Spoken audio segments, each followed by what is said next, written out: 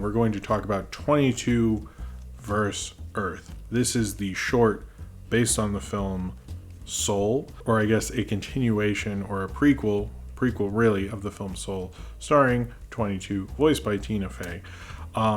It's written by Josh Cooley, who directed Toy Story 4, and now I don't think works at Pixar, and Kevin Notting, who this is his first directing credit, really, especially at Pixar. I think he did like a film previously. He's mainly known as an editor, both in live action and animation. This, I gotta say, is not amazing. It's sort of 22 finds a bunch of souls that don't have a home and is going to make them together to form a team that's called Apocalypse. It's like it stands for something, and they make a bunch of Apocalypse Now jokes because of course. And basically she's going to use these souls to like convince people to not find their meaning and not go to Earth, but through trying to do that, the souls do find their meaning and then do go to Earth and stuff like that.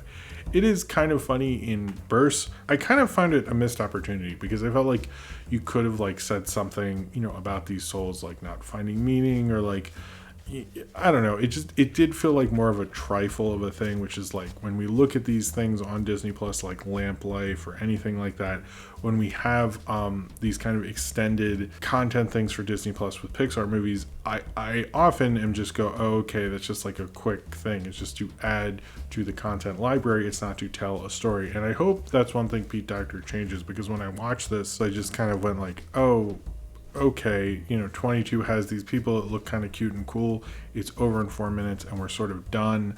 I think the credits are longer, which is still a thing about Disney Plus that fucking bothers me. I don't really get that. It really isn't about the story. It's about having the content. But I think it's like, I understand we're in a heavy content time and everyone's just trying to produce. But I think this is the kind of thing of this era that I just really sort of, I had fun with it, but it sort of came in one ear and came out the other.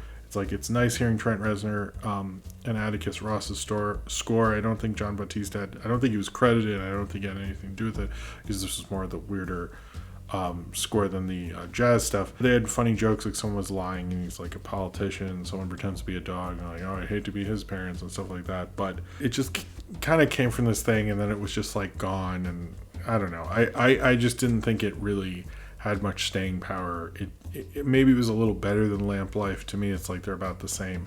At least that sort of answered a narrative question. This is sort of a prequel that like you never really need to watch and doesn't add very much of anything. That I actually think said something. I think this just has a few kind of cute little jokes and comes in and comes out and leaves, and there you go. I don't know. I feel like it was just sort of a missed opportunity. You could have said something interesting about 22.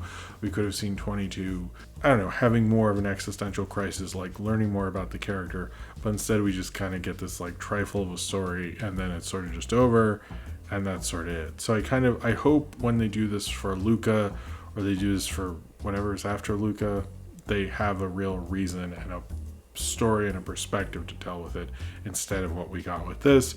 This is fine for like whatever, but like if you're going to have this much of a powerful animation and corporate machine, I think I should actually expect a lot more than this.